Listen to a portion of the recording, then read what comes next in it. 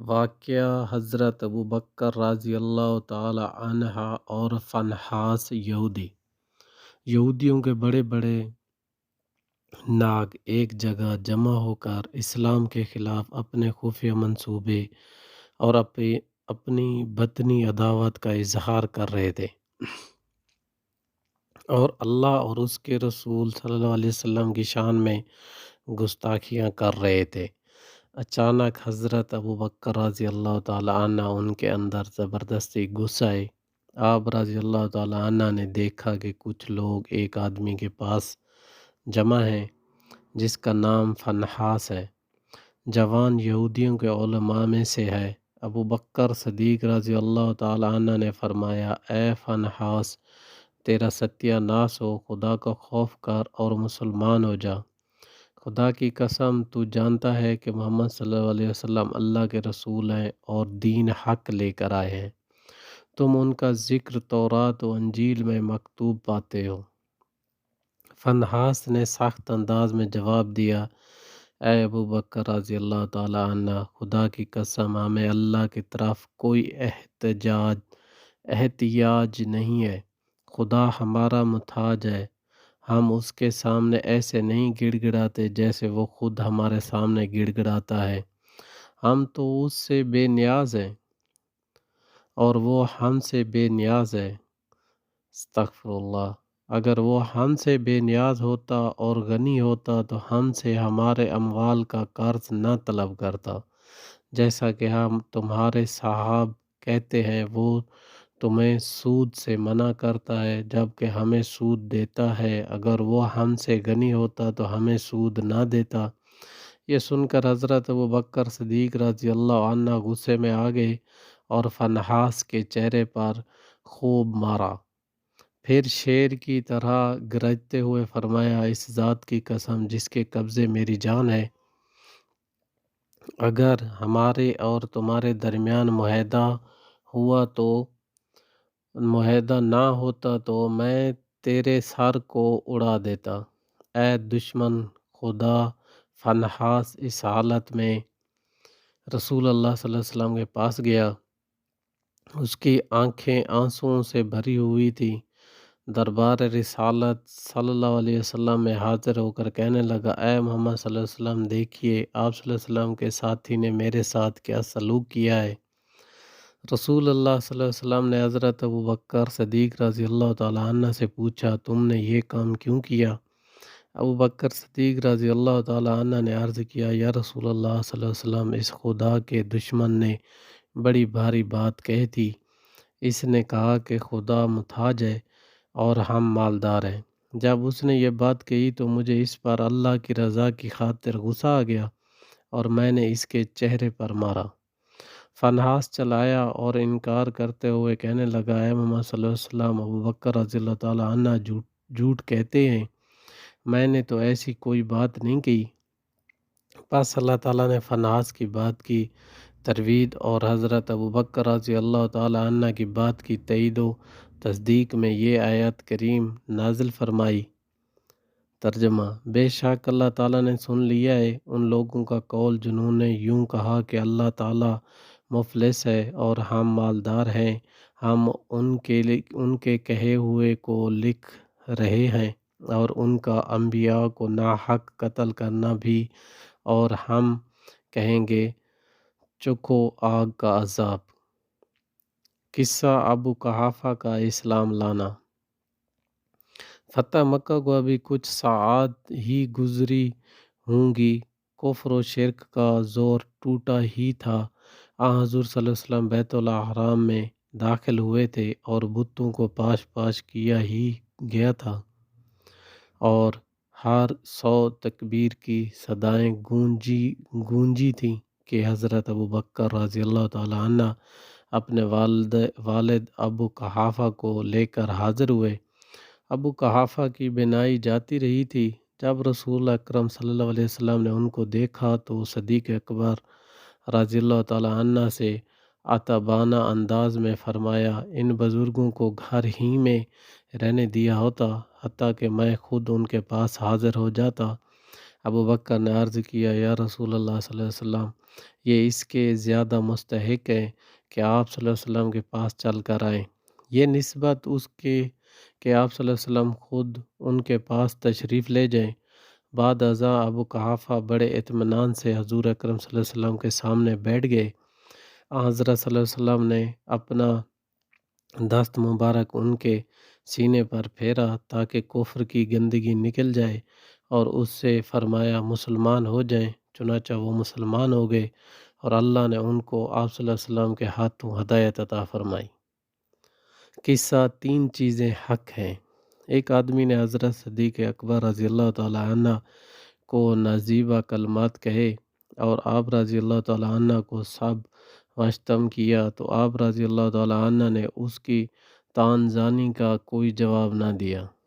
صدیق اکبر رضی اللہ تعالی عنہ خاموش رہے۔ نبی کریم صلی اللہ علیہ وسلم حضرت ابو بکر رضی اللہ تعالی عنہ کے پہلو میں تشریف فرما تھے اور صدیق اکبر رضی اللہ تعالی عنہ کی خاموشی پر پسندیدگی کا اظہار کرتے ہوئے مسکرا رہے تھے، لیکن جب اس آدمی کی تان و تشنیع حد سے بڑھ گئی اور وہ بار بار آپ رضی اللہ تعالی عنہ کو برا بھلا کہنے لگا تو ابو بکر رضی اللہ تعالی عنہ نے خاموشی چھوڑی اور اس شخص کو کچھ نہ کچھ جواب دیا۔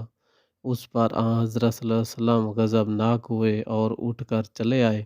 حضرت ابو بکر رضی اللہ تعالی عنہ نے حضور صلی اللہ علیہ وسلم کی ناراضگی کو بھانپ لیا اور حضور صلی اللہ علیہ وسلم کی خدمت میں حاضر ہو کر دریافت کیا، یا رسول اللہ صلی اللہ علیہ وسلم، وہ شخص مجھے برا بھلا کہہ رہا تھا اور جناب صلی اللہ علیہ وسلم تشریف فرما تھے، لیکن جب میں نے بھی اس کو کچھ جواب دیا تو آپ صلی اللہ علیہ وسلم ناراض ہو کر چلے آئے۔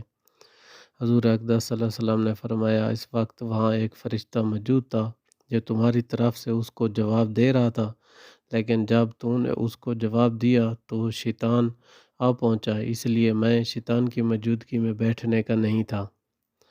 پھر حضور صلی اللہ علیہ وسلم نے فرمایا، اے ابو بکر رضی اللہ عنہ، تین باتیں ایسی ہیں اس کے صحیح ہونے میں کوئی شک نہیں۔ ایک بات یہ کہ جب کسی بندے پر کوئی ظلم ہو اور وہ اللہ کی رضا کے لیے خاموش رہتا ہے تو اللہ تعالیٰ اس کی وجہ سے اس کی مدد فرما کر اسے عزت بخشتے ہیں۔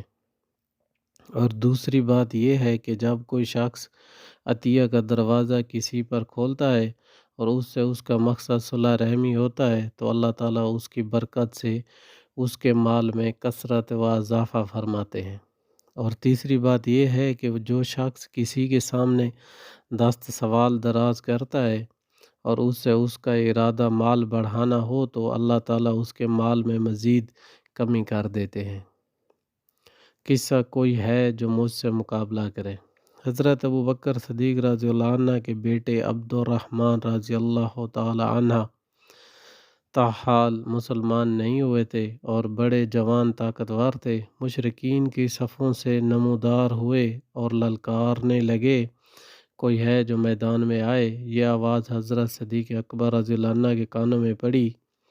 آپ رضی اللہ تعالی عنہ اس وقت رسول اللہ صلی اللہ علیہ وسلم کے پاس بیٹھے تھے، شیر کی طرح فوراً اٹھے اور اس للکارنے والے شخص کی طرف جانے لگے تاکہ اس کا مقابلہ کریں، تو حضرت صلی اللہ علیہ وسلم نے ابو بکر رضی اللہ تعالی عنہ کو پکڑ لیا اور فرمایا کہ آپ نہ جائیں۔ اے ابو بکر رضی اللہ تعالی عنہ، آپ رضی اللہ تعالی عنہ اپنی ذات سے ہمیں فائدہ دیں۔ قصہ صدیق اکبر رضی اللہ تعالی عنہ اور ان کے بیٹے کی باہمی گفتگو۔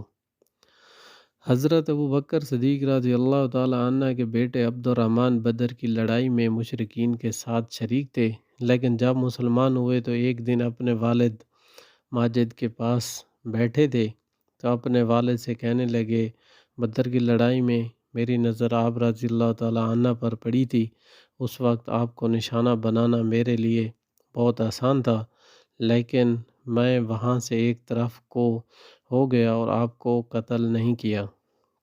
حضرت ابو بکر رضی اللہ عنہ نے فرمایا، لیکن اگر تم میرے نشانے پر ہوتے تو میں تجھے نہ چھوڑتا اور ضرور قتل کرتا۔ قصہ اللہ تجھے رضوان اکبر عطا فرمائے۔ ایک جماعت کی شکل میں وفد عبد القیس مدینہ منورہ پہنچا اور نبی کریم صلی اللہ علیہ وسلم کے ارد گرد حلقہ بنا کے بیٹھ گیا۔ ان کی زبانوں سے حکمت کی باتیں نکلنے لگیں۔ پھر ان میں سے ایک شخص اٹھا اور اس نے کوئی لغو بات کہی۔ حضور اکرم صلی اللہ علیہ وسلم نے حضرت ابوبکر رضی اللہ تعالیٰ عنہ کی طرف نظر التفات فرمائی اور انداز میں پوچھا، اے ابوبکر رضی اللہ تعالیٰ عنہ، کیا تم نے وہ بات سنی اور سبھی جو اس نے کہی ہے؟ ابوبکر رضی اللہ تعالیٰ عنہ نے کہا، جی ہاں۔ حضور صلی اللہ علیہ وسلم نے فرمایا، ان کو جواب دو۔ حضرت ابوبکر رضی اللہ تعالیٰ عنہ نے ان کو جواب دیا اور اس شخص نے جوابات کہی تھی اس کا رد کیا اور جواب بھی خوب دیا۔ اس سے حضرت صلی اللہ علیہ وسلم کا چہرہ خوشی سے چمک اٹھا اور دعا دی، ابوبکر رضی اللہ تعالیٰ عنہ، اللہ تعالیٰ تجھے رضوان اکبر کی نعمت عطا فرمائے۔ ایک شخص نے پوچھا، یا رسول اللہ صلی اللہ علیہ وسلم، رضوان اکبر سے کیا مراد ہے؟ آپ صلی اللہ علیہ وسلم نے فرمایا، اللہ تعالیٰ آخرت میں اپنے بندوں کے لیے عام تجلی فرمائیں گے، لیکن ابوبکر رضی اللہ تعالیٰ عنہ کے لیے خاص تجلی فرمائیں گے۔ قصہ خدا کی قسم، یہ پیغمبر صلی اللہ علیہ وسلم حق پر ہے۔ صلح حدیبیہ کے بعد مسلمانوں کے لیے یہ امر دشوار گزرا ہوا تھا کہ وہ بیت اللہ شریف کی خوشبو سونگھے بغیر ہی مدینہ واپس چلے آئے۔ چنانچہ حضرت عمر بن خطاب رضی اللہ تعالیٰ عنہ سوختہ دل کے ساتھ حضرت صلی اللہ علیہ وسلم کی خدمت میں حاضر ہوئے۔ حضور صلی اللہ علیہ وسلم سے گفتگو کرنے کے بعد حضرت ابوبکر صدیق رضی اللہ تعالیٰ عنہ کے پاس آئے اور دریافت کیا، اے ابوبکر رضی اللہ تعالیٰ عنہ، کیا حضور صلی اللہ علیہ وسلم کے نبی برحق نہیں ہیں؟ ابوبکر رضی اللہ عنہ نے جواب دیا، کیوں نہیں، حضور صلی اللہ علیہ وسلم نبی برحق ہیں۔